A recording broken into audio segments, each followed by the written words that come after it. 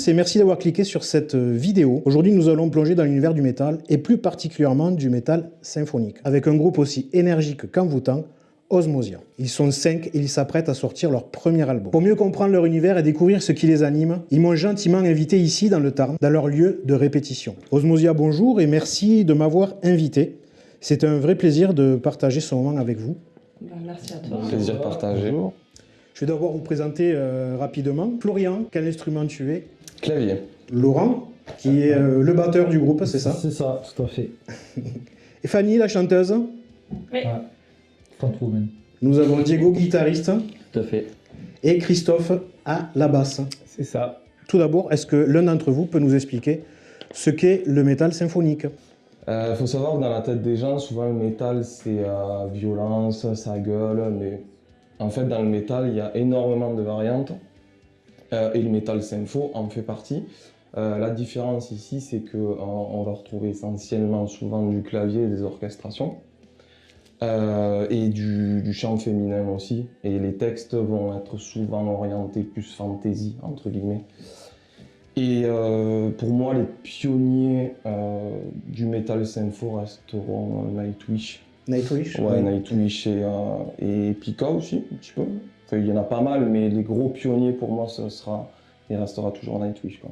Donc le métal symphonique, on peut dire que ça se rapproche un peu du lyrique, voire peut-être de la musique classique. Qu'est-ce que vous en pensez de ce rapprochement par rapport au métal symphonique et le rapprochement à la musique classique?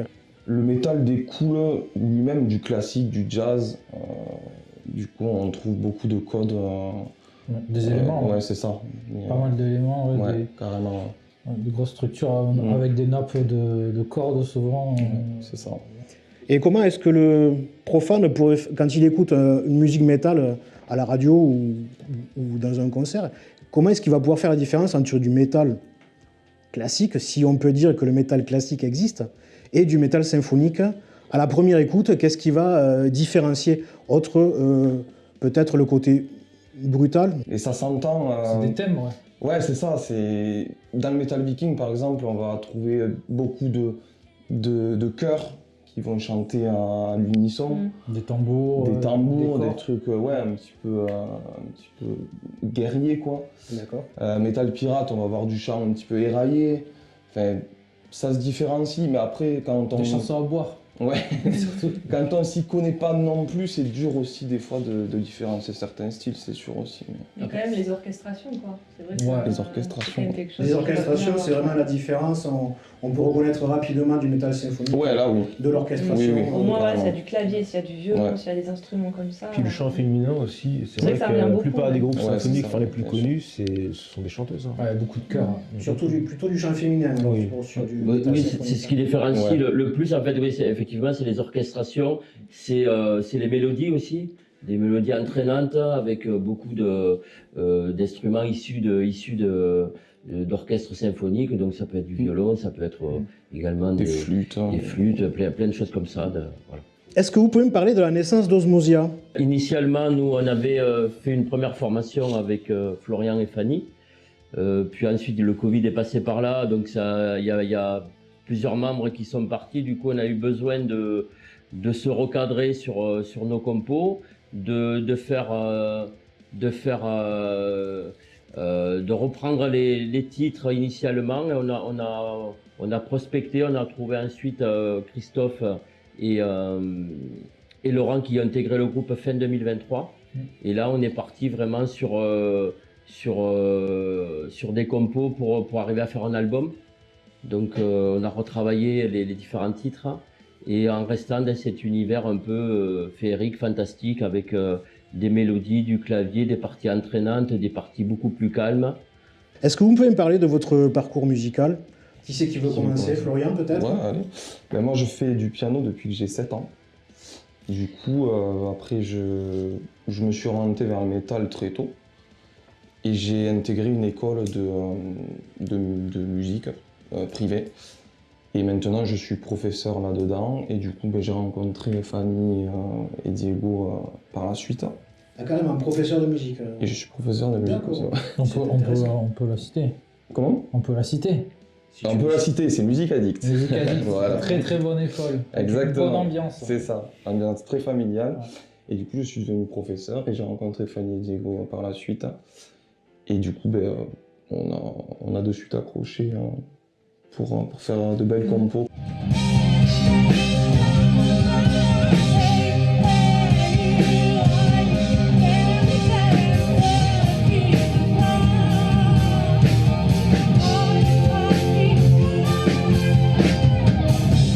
Le métal symphonique était déjà là ou est-ce que où ça a été discuté ensemble pour faire ce style de musique-là? Mais c'est plus toi et moi au début qui Ouais. étaient plus sympho que Diego. Toi, t'étais plus dans le trash ou. Ouais. Un truc Ouais. c'est un peu différent. Et Ouais, donc c'est vous ça. avez trouvé Donc, un on a équilibre trouvé comme ça, une et finalement entente, ça plaît à ouais, tout le monde. c'est ça, ouais. Oui, après, c'est le style aussi qui nous correspond le plus. Je pense que c'est le style de musique qu'on écoute actuellement. Pour la suite du parcours musical, est-ce que les autres membres du groupe peuvent m'expliquer? Alors Fanny, par exemple, ton parcours musical, s'il te plaît, est-ce que tu peux nous l'expliquer? Bon, j'ai toujours chanté, hein, j'ai toujours aimé chanter. J'ai commencé à écrire des textes après adolescente, puisque j'avais besoin d'extérioriser des choses et que c'était mon moyen d'expression. Et après, à 18 ans, j'ai commencé à intégrer des groupes. D'abord de rock électro, rock français, et puis métal. Et puis après, j'avais vraiment envie de monter ce projet dans le Tarn, parce que quand je suis arrivée dans le Tarn, du coup, il a fallu que je recrée quelque chose de nouveau et j'avais vraiment envie de faire du métal symphonique. Moi, c'était quelque chose qui était assez important. C'était un projet fort que j'avais. Ça faisait plusieurs années que j'avais envie de faire un groupe dans ce style de musique pour changer un peu de ce que j'avais fait avant. Donc voilà, j'étais contente parce qu'on s'est bien trouvés à la base parce qu'on écoute les mêmes groupes et d'avoir trouvé Diego aussi. Quoi. Voilà, ça s'est bien enchaîné en fait. Moi, c'est un peu le grand écart. J'ai commencé un peu comme Fanny à l'adolescence. De manière autodidacte la guitare. J'ai eu à peu près une vingtaine de formations musicales. Alors ça va du black metal à la chanson française, à des groupes de reprises et des groupes de compos. Et là, c'est vrai que j'avais besoin de revenir un peu à ce que j'affectionne le plus, quoi, le metal sympho, le power metal, enfin, voilà ce que j'écoute beaucoup. Et donc voilà, c'est un projet qui nous tient à cœur, quoi. Laurent, à ton tour, si tu peux te présenter, nous raconter ton parcours musical. Moi, j'ai commencé la batterie en 2011, si je me souviens bien, c'est 2011, ouais. Musique Addict aussi, voilà, c'est un pote qui m'en a parlé. Et j'ai pris chez eux en tout et pour tout 3 ans, 3-4 ans, avec d'abord Vincent et après Étienne. Après, j'ai fait beaucoup de batterie seule chez moi, puis j'ai rencontré d'autres personnes pour faire de la reprise de musique rock des années rock hard rock, voilà, dans un groupe années 70-80, 90. On a fait pas mal de scènes, on était contents.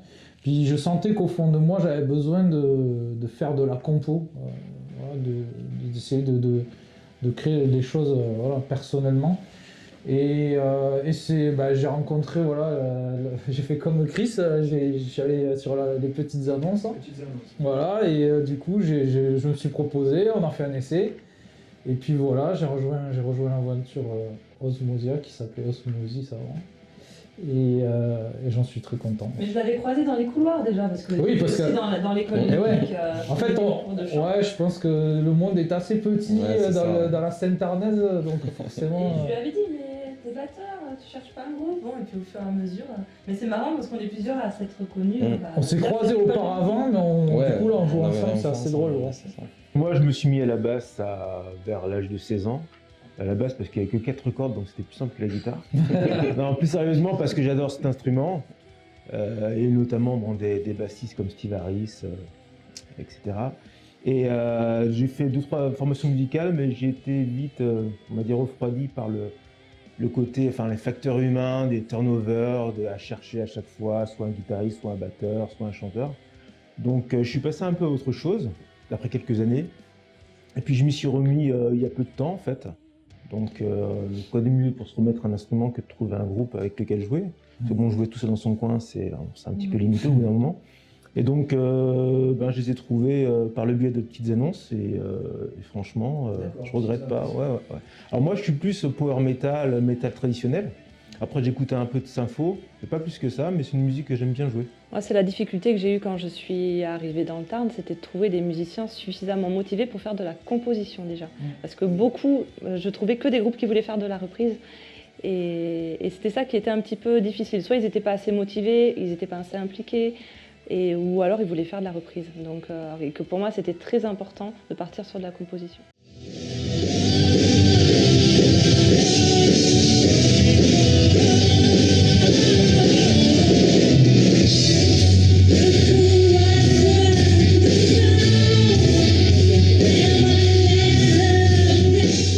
Est-ce qu'il faut avoir un niveau musicalement plus élevé pour faire de la composition ou de la reprise? Pas forcément. Non, pas forcément. Non. Ça dépend. Non, je pense que Pas de règle. c'est deux choses différentes. Ouais. C'est une approche totalement différente. À mon avis, c'est ça. Je pense que la cover, c'est vraiment pour se faire plaisir, parce qu'on aime tel ou tel artiste et on a envie de jouer sa musique. La compo, il y a quand même un gros travail personnel à amener, un travail de groupe. Il faut réfléchir à que les accords aillent bien avec les mélodies, avec la rythmique. Et c'est vrai que moi j'ai beaucoup fait de la reprise. Chacun travaillait chez soi, on se retrouvait et puis en peu de temps on arrivait à monter un répertoire de 2 heures. Ah oui. Puisqu'on écoute sur internet, on a les partitions, il y a les tablatures, tout ça c'est beaucoup plus facile quand on connaît un petit peu la musique. Je pense que c'est une question, d'un côté on apprend et on reproduit, l'autre c'est vraiment de la créativité. Parce que des fois, on peut vraiment passer 2 heures sur une partie Sur une de toute 5 petite secondes. partie. quoi. Ouais, c'est vrai que les reprises, ouais. chacun peut travailler chez soi, Voilà, et normalement c'est ça, tu te retrouves. Et, ouais. Mais je pense aussi que quand il y a pas mal de groupes qui commencent par de la reprise, parce que ça leur permet d'apprendre à se connaître aussi, de voir comment ça passe avant de pouvoir vraiment commencer à composer ensemble, parce que c'est pas le même fonctionnement quand même. Est-ce que vous avez commencé comme ça? Vous avez fait de la reprise au début Oui. Ouais, Oui, je pense qu'on a tous fait ça, on a tous fait de la reprise. Quand on commence un instrument, la première chose, le premier objectif, c'est de jouer un morceau qu'on aime bien écouter. Quoi. Donc on a bien compris que votre univers musical, il s'inspire de la fantasy. On retrouve des dragons, des fées, des sorcières, des châteaux. C'est pas commun dans le métal. Ça peut surprendre. On est plongé immédiatement dans l'univers de la fantasy. Et moi, ce que j'aurais aimé savoir, c'est pourquoi cet univers. Donc du coup, c'est moi qui ai écrit les textes, et c'est vrai que depuis toujours, j'ai toujours été très attirée par l'univers féerique, fantastique, mais que ça soit dans la musique, dans mes lectures, les jeux vidéo, les films, les séries. C'est toujours un univers qui m'a énormément plu. Je crois qu'il m'a permis aussi un petit peu de m'évader, de faire travailler mon imaginaire, échapper un peu au quotidien. Tout ça, c'est tout ce qui est un peu univers. Là où il y a de la magie, en fait, ça me parle, et du coup, c'est venu hyper naturellement. Je voulais absolument pouvoir écrire sur ce genre d'univers-là, et pouvoir aussi unbarquer ceux qui nous écoutent avec nous dans cet univers. Ouais. Donc le choix de la fantasy, c'est plus du coup toi, par rapport à l'écriture, la composition de l'écriture, qui a amené le groupe Osmosia vers la fantasy. On n'a pas eu le choix, elle nous a dit c'est ça ou rien. Celle-là, elle parle d'un dragon, ok? Ouais, c'est ça. Après, le métal symphonique s'y prête bien de toute manière. Hein. On va pas aborder des thèmes politiques avec le genre de musique qu'on fait, clairement. Et après, moi, à la base, je suis rôliste. C'est pareil, tout ce qui est en univers médiéval fantastique, je connais très bien. Les auteurs comme Robert Howard, les bouquins, Stormbringer, Hawkmoon, Conan le Barbare, etc. Donc moi, j'ai baigné là-dedans dans toute ma jeunesse. Donc pour moi, c'était un peu l'évidence d'être dans ce groupe-là, en fait. D'accord. Donc tout le monde est fan de fantasy finalement. On a tous baigné un peu dedans. C'est ça, le Seigneur des Anneaux, tous ces films qui nous font un peu rêver. Et même le jeu vidéo de façon générale, tout ce qui est un peu imaginaire, je pense que ça nous parle à tous, et forcément on a envie d'amener ça dans la musique. Ouais. Non, on a plutôt des retours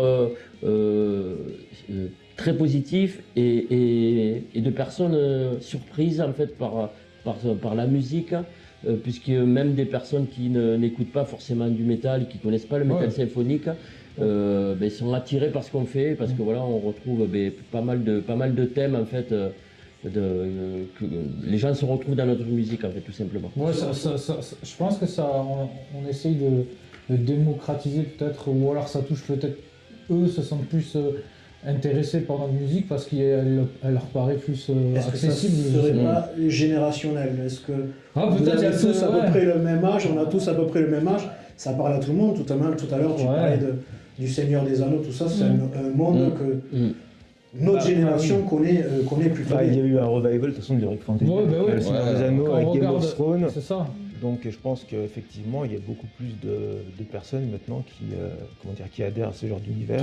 Tout ce qui a un peu illuminé les années 80-90, là, les quarantenaires sont en train d'essayer de revenir à... Et il s'éclate. Je pense que voilà, c'est ce côté un peu... ouais, il y a aussi la culture geek voilà, qui Aussi, ouais. explose, donc forcément, je pense qu'il y a ce côté un peu... Ouais.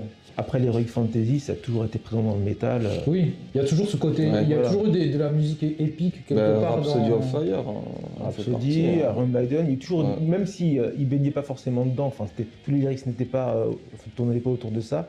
Il y avait quand même pas mal de chansons, effectivement, donc il parlait de dragons.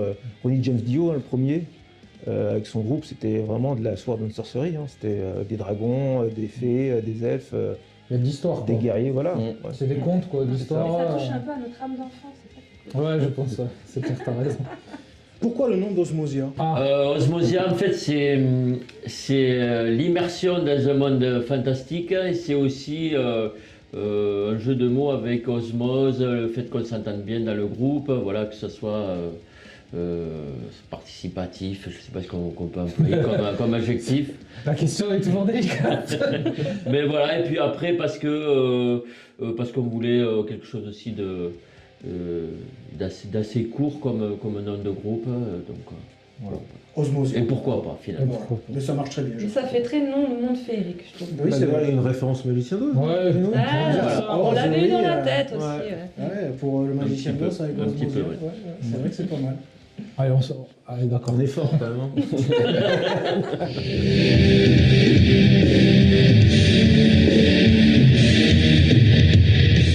Tout à l'heure, nous parlions de l'univers fantasy. Si vous étiez un personnage de cet univers, lequel seriez-vous? Un sorcier, un boss final? Laurent, par exemple. Qu'est-ce que tu serais dans cet univers fantastique? Je sais pas, faut demander aux autres, non? Vous avez dit quoi la dernière fois? Un chevalier, c'est ça? Non, c'est pas Moi, ça. j'ai Ça te va bien? Un villageois, peut-être.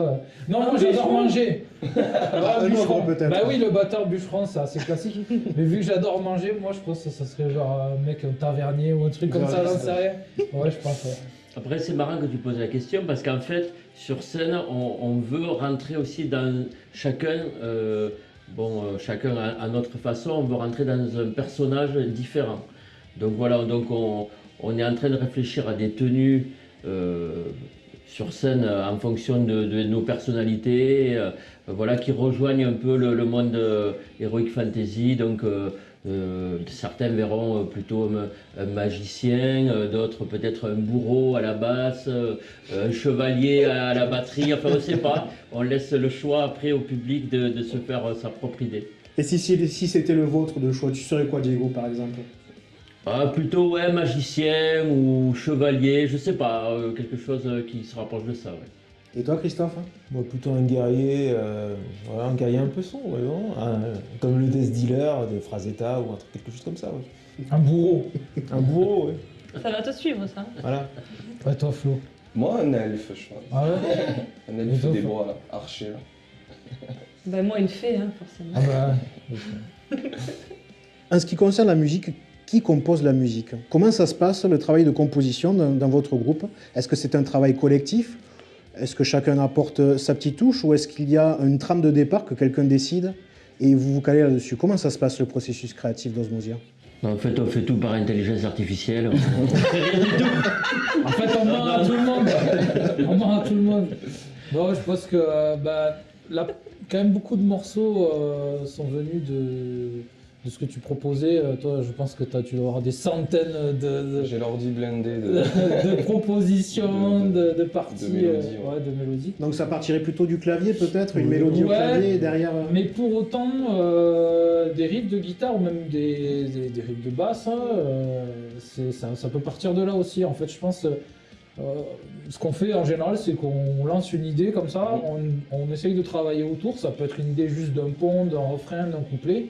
Et après, en fait, on tricote autour de ça. Et chacun va Chacun apporter. se greffe Voilà. dessus. Chacun, et en fait, on travaille beaucoup en répétition.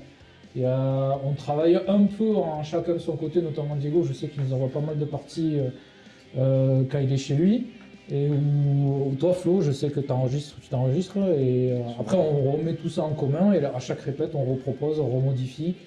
Et donc, voilà, comme on peut passer des heures et des heures sur des parties particulières. Quoi. D'accord. Et pour les paroles, du coup, est-ce que les paroles viennent avant ou après le processus Alors de- moi j'ai besoin à chaque fois de pouvoir avoir la trame du morceau terminée, de pouvoir ressentir l'énergie et l'émotion que ça me procure pour pouvoir créer le texte qui m'inspire par rapport à la musique. Donc j'écris vraiment le texte à la fin. Donc le texte, la musique va t'inspirer le texte Ouais. pour créer le... Par exemple, pour Mermaid Song, qui est une chanson un peu, on dirait un peu à boire pirate, ouais. Enfin, moi, je sais l'idée que j'en ai. Je pense que ça t'a donné l'idée, voilà, des sirènes. Fairy Tail, pareil, le côté un peu dansant, un peu féerique, un peu édulcoré. Je pense que c'était un truc assez joyeux. Donc à chaque fois, en fonction de la musique, je pense que Fanny ajoute une touche particulière et ça l'inspire aussi pour les paroles, quoi. Tout est lié en fait. Mais pour autant, là, parce qu'on travaille aussi un petit peu sur des nouveaux morceaux, là, ils savent que j'ai envie d'écrire sur tel sujet et ils vont essayer, là c'est la première fois qu'on essaye ça, de créer la musique qui va aller Après. bien pour le sujet. J'ai pas écrit le texte, mais on a le thème. Du coup, on a fait l'opération inverse, c'est qu'on va créer des riffs et des parties mélodiques en fonction du thème. C'est ça. Alors qu'avant, c'était... C'est l'inverse. intéressant aussi du coup. Osmosia, votre premier album sort bientôt. Félicitations déjà. Est-ce que vous pouvez nous dire combien il y aura de titres sur cet album ou est-ce que c'est encore secret? C'est pas secret du tout, il y en aura 10, dont un prélude et une outro. Une outro. Non, c'est... Une Ouais, je crois que c'est- Une outro. Donc voilà, 10 titres. Et l'album s'appellera Fairy Tail, du coup, qui est... D'accord, donc on a en Ouais. exclusivité le C'est nom ça. de l'album de Osmosia qui s'appellera c'est Fairy ça, Tail. qui est C'est notre ça. morceau un peu phare de l'album. Premier single qu'on a sorti. Hein. Exactement. Oui, d'ailleurs, c'est là où je vais en venir. Fairy Tail, c'est une des chansons apparemment qui a été le plus écoutée. Mm. Je rappelle à tout le monde que vous êtes sur Spotify, que quelques chansons sont disponibles sur Spotify.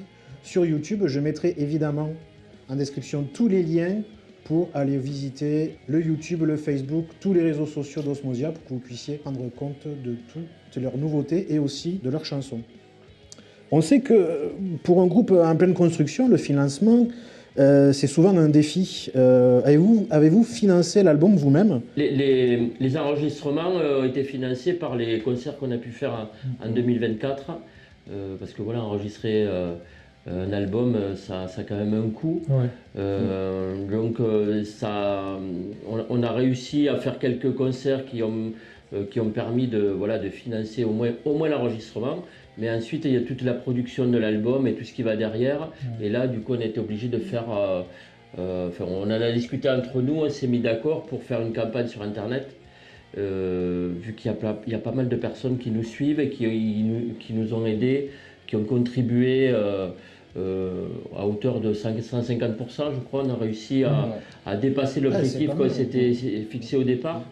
Et du coup, ça nous permet de sortir l'album dans quelques temps.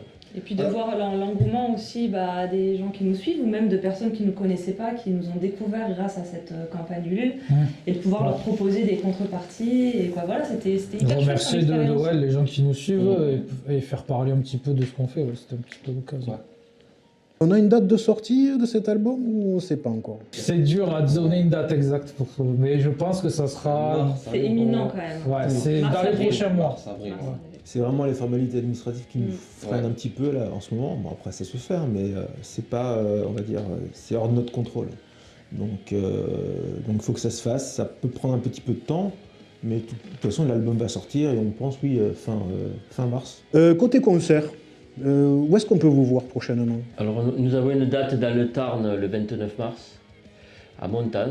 Donc, c'est une association tarnaise qui s'appelle Ride and Rock, qui organise des concerts régulièrement. Et donc, on va faire partie de leur troisième et dernière soirée qu'ils organisent donc la fin mars, avec 2 autres groupes. Ensuite, on va s'exporter un peu. On a la chance d'être invité par le festival Fenrir à côté de Rennes, dans le 35, et en Ille-et-Vilaine. Et ensuite, on aura, pour l'instant, on a une autre date le 6 juin en Ariège, au festival Celtanoc. Voilà, on a l'ambition de jouer le plus possible. Est-ce que vous aimez vous produire en live ou est-ce que vous préférez finalement créer en studio vos chansons? Moi, personnellement, si je fais de la musique, c'est pour pouvoir vivre ce partage en live quoi, avec le public. C'est pour pouvoir partager avec le public notre musique. Et c'est vrai que ce que je peux ressentir quand je suis sur scène, c'est vraiment quelque chose d'unique en fait. Et je me prends toute l'énergie et tout le plaisir du public et c'est quelque chose... c'est pour ça que je fais de la musique. Je pense qu'on est tous d'accord pour dire que tout le temps passé en répétition, on le consacre uniquement pour s'amuser en live. C'est la finalité, hein, Ouais. de toute manière. La récompense, on va dire. Ouais. La finalité, c'est... de venir au voir, ça se passe super bien. Après, J'ai assisté personnellement à vos concerts, c'est vrai que ça a été plutôt très très bien reçu. Vous donnez une énergie incroyable sur la scène. on essaye. Et, on ne peut qu'aimer, évidemment. Je vous incite à venir voir Osmosia, évidemment, en concert.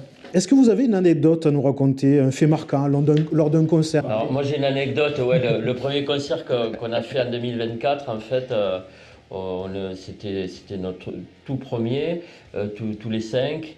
Et à un moment donné, pendant le set, je vois un bout de tissu par terre. Et alors je ne comprenais pas ce que c'était. Et du coup, c'était en fait une culotte qui avait été, ou un string rouge qui avait été envoyé dans le public. Et il y avait un petit mot, en fait, c'était à l'attention de Florian. En fait, c'est un copain à lui qui avait fait une blague avec son numéro de téléphone. Et donc, je l'avais accroché au manche de la guitare pour terminer le set. Voilà, c'était une petite anecdote rigolote. J'espère qu'il y en aura plein d'autres encore. Ouais. Des culottes ou des anecdotes? Ouais, des culottes et des anecdotes.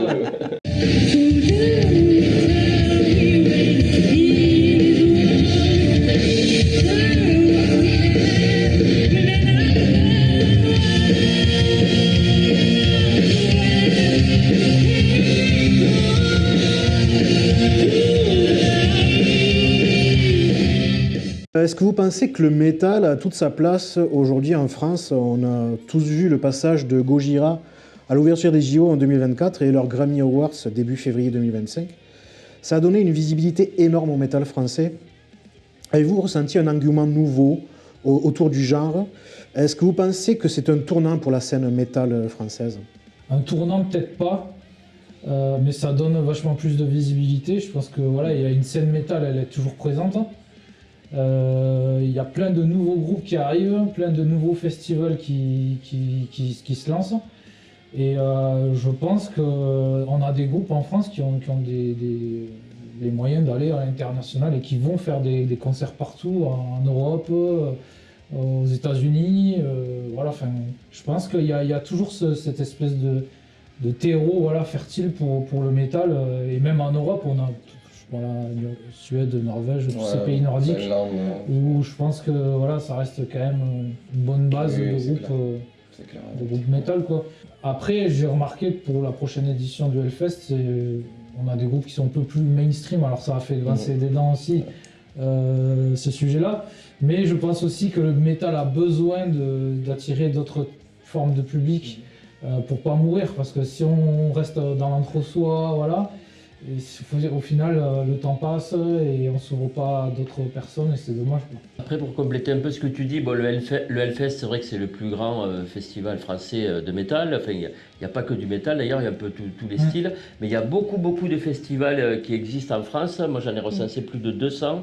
Et il y a énormément de groupes français et qui commencent un peu à émerger. Alors, c'est vrai que Gojira, c'est le groupe français qui a percé à l'international et qui a fait la une du Hellfest et d'autres festivals, qui a un show qui est incroyable. Mais il y a une belle scène française avec pas mal de groupes qui sont en train d'émerger. Et donc après, voilà, il faut se donner la peine d'aller à ces festivals. Il faut s'intéresser à ces festivals, ces plus petits festivals, pour aller voir nos scènes françaises et pas forcément les gros groupes, les gros festivals qui sont évidemment très bien. Mais pour aider nos groupes français et nos scènes françaises, il faut aller voir les petits festivals. N'hésitez pas. N'hésitez pas à aller voir les concerts, allez voir les festivals. Allez en live. Ça coûte pas cher, allez voir les lives. Pour te donner juste un exemple, au début août, fin juillet, début août, on a un festival ici à 15 km d'ici qui est le Extreme Festival. Il y a des groupes français comme Massisteria qui est très très connu, mais il y aura aussi les Novellistes. Voilà, il en parlait tout à l'heure, Laurent. Il y a des super groupes, donc voilà, on invite les fans à aller voir ce genre de groupe. Ils ont un talent incroyable, ils ont un niveau technique, enfin, c'est impressionnant. Moi je suis très très impressionné, quoi. Osmosia, mon petit doigt me dit que vous préparez un clip. Est-ce qu'on peut en savoir plus? À quoi est-ce qu'on peut s'attendre? Alors le clip normalement devrait être tourné cet été. Alors on a un début de trame, en tout cas on s'est mis d'accord sur une histoire par rapport au morceau qui va être tourné, enfin en tout cas ce sera notre morceau le plus écouté, Fairy Tail. Donc bon, on va pas rentrer dans les détails pour le moment, il faut que ça reste une surprise. Alors est-ce qu'au début on voulait peut-être faire comme un film ou quelque chose de plus arty ou plus conceptuel, on ne savait pas trop. Je pense qu'on va, ou alors par manque de moyens, faire quelque chose de peut-être un peu plus humoristique. Mais on a balayé certaines pistes parce que ça nous correspondait pas. On va rester sur quelque chose de relativement classique. En sachant qu'aussi ça peut, au niveau du financement, ça peut être compliqué parce qu'on veut y mettre des effets spéciaux. Pour Fairy Tail, forcément, conte de fées, faut quand même avoir un peu les moyens de ses ambitions. Donc c'est en phase de réflexion, mais en tout cas cet été ce sera plié. Quels sont vos objectifs, vos rêves à long terme pour Osmosia? Nous c'est le Stade de France, direct. Ah oui, on y croit, là on y est déjà. Non, mais des belles dates, quoi. En fait, moi, vraiment, c'est les belles scènes. Bah quoi. ouais, C'est faire des des jolies groupes, scènes. c'est juste ça. Échanger avec d'autres groupes aussi, c'est super enrichissant. Et que les gens dansent, chantent, moi, c'est juste le principal. Et qu'il y ait une bonne ambiance et qu'on soit content et qu'on soit donné à fond. Et peu importe, voilà, s'il y a 100 personnes ou 5000 personnes, moi j'ai juste envie que les gens kiffent la musique. Quoi. On jouera de la même façon devant 100 et 5000 personnes. Ouais. Et moi, j'aimerais bien pouvoir vivre le bonheur d'une tournée. J'ai pas fait ça encore. le carbu.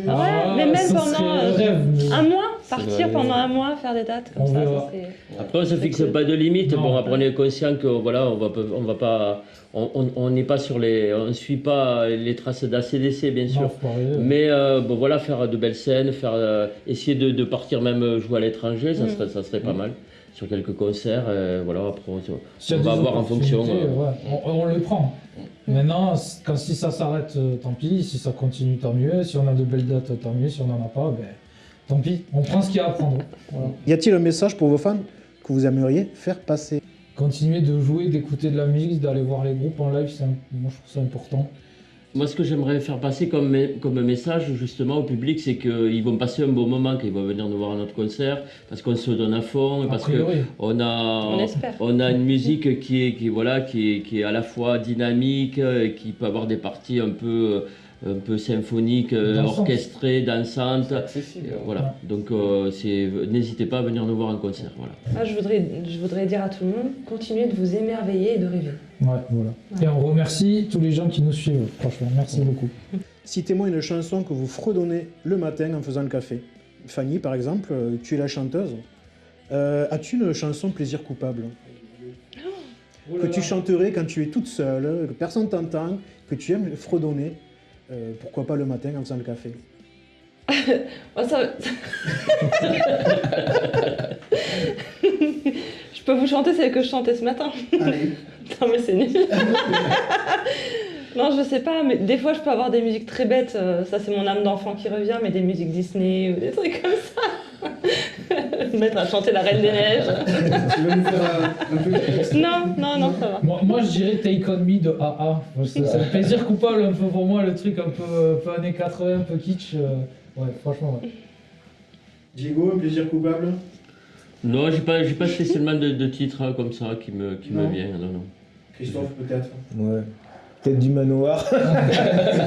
Ouais, Diego, c'est Ça fait plaisir il le dit coupable. pas, mais c'est Britney Spears. Non, peut-être du Meatloaf, ouais. Avec du Anything for Love, ce genre de choses. Un peu- Les balades, des trucs un peu sucrés. ouais, les balades où tu Ouais. verses ta larme, Ça. et voilà, sauf que tu te montres jamais en public. Et toi, Flo? Et moi, j'en ai pas forcément. Alors, des fois, j'écoute un peu de rap. Je chante comme un débile dans la voiture. Là, c'est Mano. Mais c'est tout. Mano, c'est cool. Mais oui, Mano, mais c'est cool. Ah, Mano. Moi, je la connais par cœur, la chanson. Ouais, c'est cool.